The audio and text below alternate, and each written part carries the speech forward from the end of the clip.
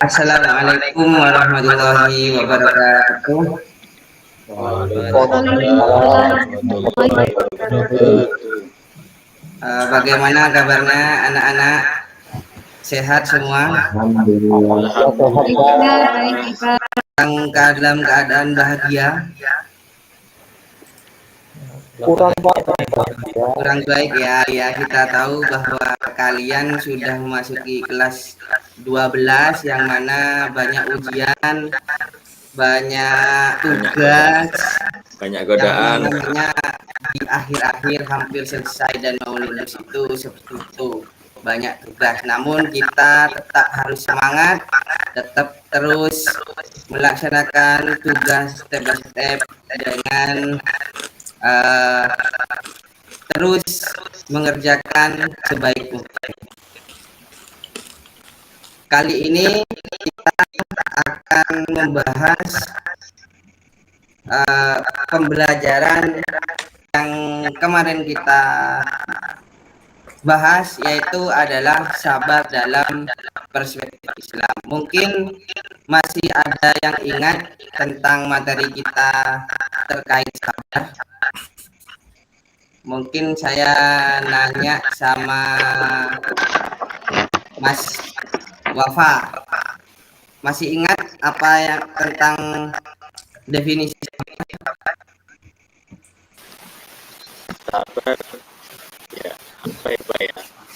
Sabar itu tidak marah Pak. Oke, kalau dalam menghadapi ujian misalnya gimana Mas Wafa?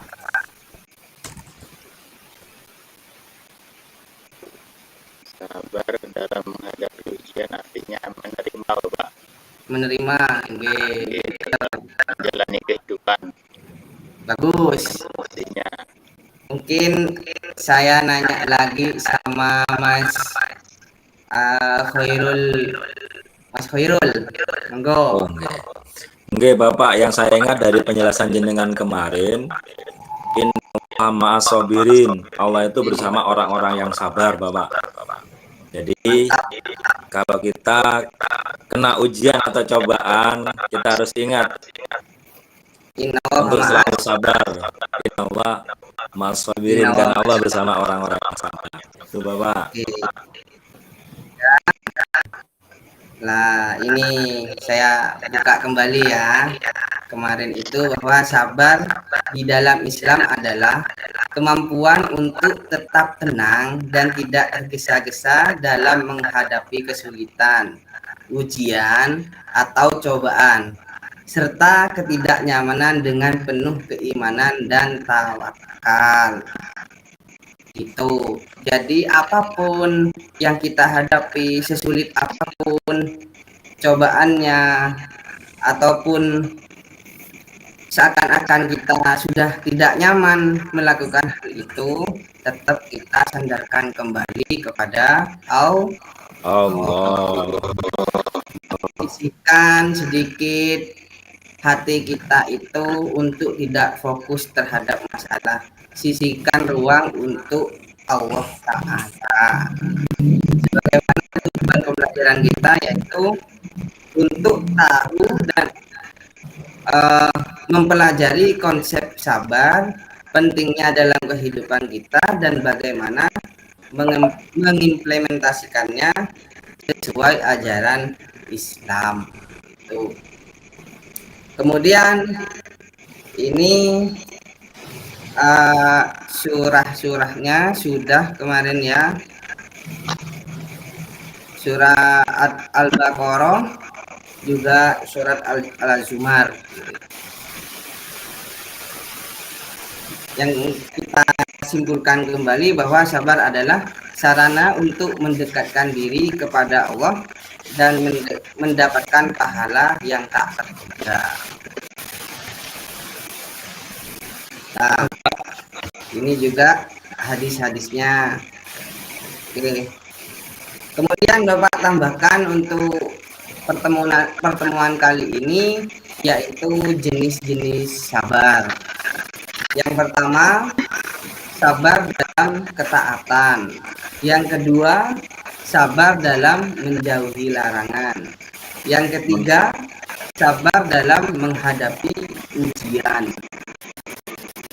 Sabar dalam ketaatan, dalam arti yang dimaksud di sini, sabar dalam menjalankan perintah Allah. Karena kita tahu semua yang berbentuk ibadah itu terkadang terasa membosankan, ya, baik di wirid, zikir, dan lain sebagainya, sehingga kita inkonsisten dalam melakukannya, sehingga kita perlu sabar dalam ketaatan. Yang kedua, sabar dalam menjauhi larangan, sabar dalam menghindari dosa dan maksiat. Sebagaimana kita tahu bahwa banyak bentuk-bentuk dosa dan maksiat, ya. Di antaranya ada yang bisa menyebutkan, saya coba baksohirotun, maksiat, contoh maksiat 2 saja.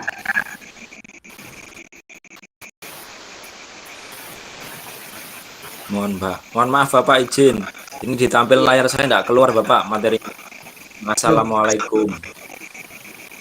Tetap nggih. Nggih. Waduh.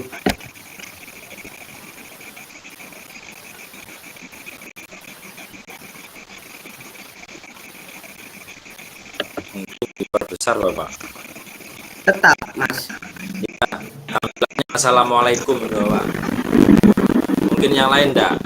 Atau mungkin cuma hanya saya? Kami Pak. Sama, Bapak. Sama. Sama. Si. Oke, kita perbaiki dulu ya. Oke, Bapak. Apa sih ini?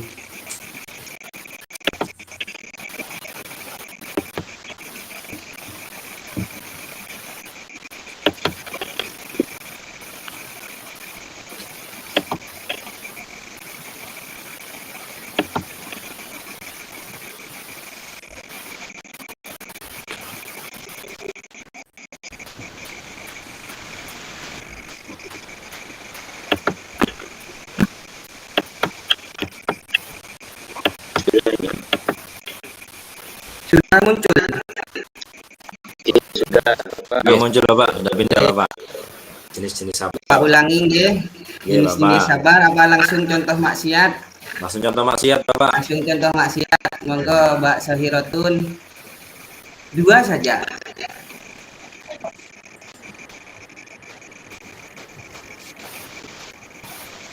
Oke, bagaimana sabar dalam menghadapi ujian, atau sabar dalam menghadapi cobaan dan kesulitan hidup.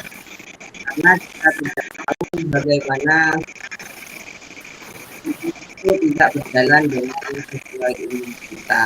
Jadi sabar itu sebagai obat untuk hal-hal yang tidak kita inginkan. Begitu. Selanjutnya, lanjut contoh teladan dalam Al-Quran. Di sini ada nabi-nabi yang memiliki kesabaran tingkat tinggi yang bisa kita contoh, sebagaimana sabarnya Nabi Ayub. Beliau bersabar dalam menghadapi penyakit dan kehilangan harta. Juga kita bisa menyontoh kesabaran Nabi Yusuf. Beliau bersabar dalam menjalani hukuman penjara dan ujian kehidupan. Dari kedua contoh tersebut, pelajarannya adalah bahwa kita harus sabar sebagaimana sabarnya mereka. Sabarnya mereka nyata bagi umat untuk menghadapi berbagai ujian dengan keteguhan iman. Diuji seperti apapun, tetap tidak luntur imannya kepada Allah. Diuji seberat apapun, tetap imannya kokoh kepada Allah Ta'ala. Kemudian, manfaat sabar. Manfaat sabar dalam kehidupan, yang pertama, ketenangan jiwa. mengurangi stres dan kekhawatiran. Jadi tidak mudah overthinking. Sebagaimana kita tahu bahwa overthinking itu penyakitnya generasi pada saat ini, mudah khawatir pada hal-hal yang belum terjadi, gak sabaran. Nah, akhirnya pikirannya sibuk dengan pikirannya sendiri. Kedua, itu manfaat sabar meningkatkan keimanan dan mendekatkan diri kepada Allah, semakin dekat kepada Allah. Kemudian manfaat ketiga yaitu pahala yang besar. Karena sabar kita bisa mendapatkan pahala dari Allah dan menghindari dosa. Selanjutnya, cara mengembangkan rasa sabar. Langkah-langkahnya, yang pertama, meningkatkan iman dengan memperdalam pengetahuan agama dan berdoa. Yang kedua, terlatih kesabaran menghadapi tantangan sekecil apapun. Yang ketiga, bersyukur, menghargai nikmat Allah dan tidak mengeluh.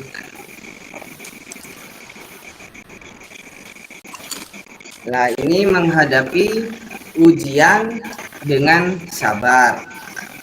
Praktek sabar dalam kehidupan sehari-hari.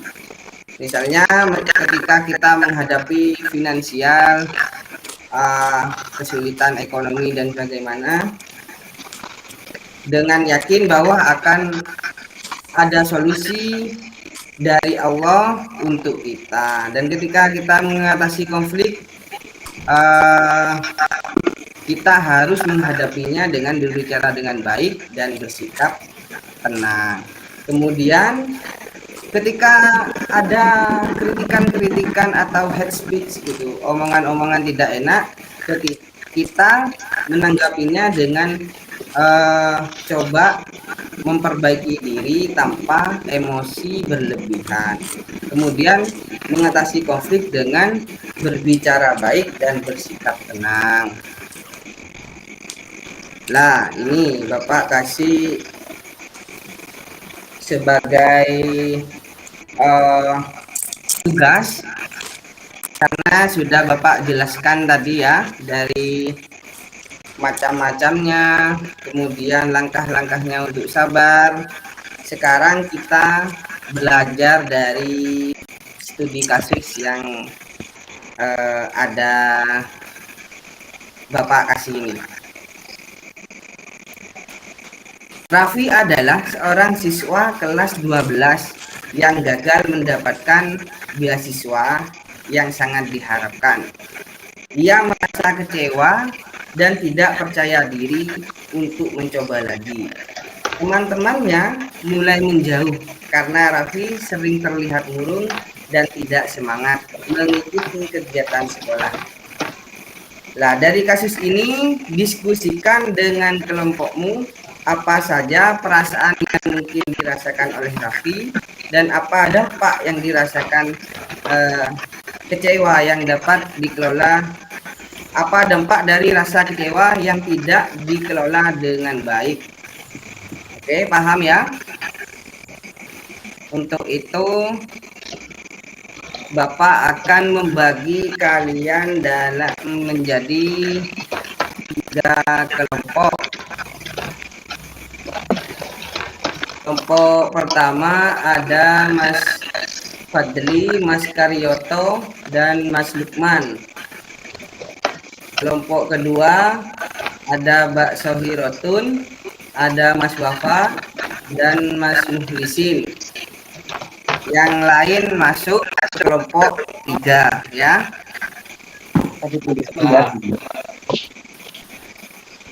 Nah, kemudian ini berdasarkan informasi yang kalian peroleh, yang sudah dari studi kasus tadi ya, masalah Raffi itu yang gagal mendapatkan beasiswa, apa solusi yang dapat diberikan kepada Raffi agar ia kembali ke masyarakat?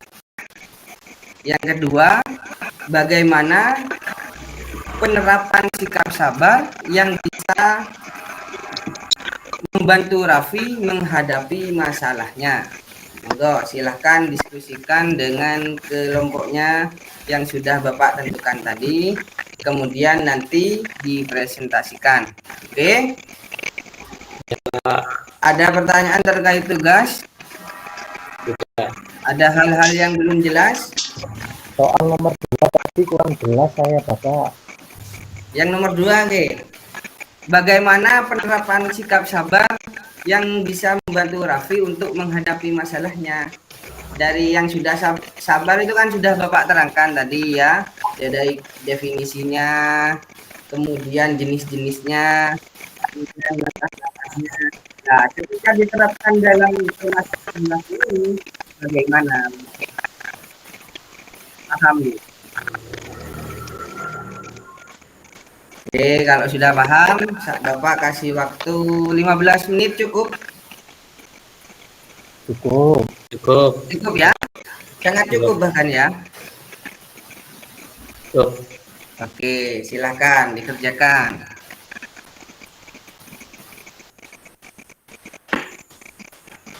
Sudah? Sudah, Pak. Oke, untuk yang pertama boleh dipresentasikan oleh kelompok 3, Mas Ihsan. Siap. Apa yang bisa dilakukan solusi untuk ini? Ya, jadi izinkan kelompok kami mempresentasikan hasil diskusi kami terkait dengan solusi dari Raffi itu, kemudian penerapannya. Kalau solusinya tentu harus sabar, Pak, dalam menghadapi cobaan yang tidak mendapat beasiswa tadi. Solusinya mungkin Raffi harus belajar tekun ke depannya, ya, lebih tekun lagi, kemudian doanya diperbanyak, atau bisa mungkin dengan disambi-sambi sedekah, Pak, biar lebih lancar dalam mendapatkan beasiswa. Mungkin itu, Pak, di kelompok kami. Kalau untuk penerapannya ya tinggal diterapkan, Pak. Oke, Itu, terima kasih. untuk penerapannya bisa dijelaskan oleh kelompoknya Mas Khairul Mukhlisin. Monggo, Mas.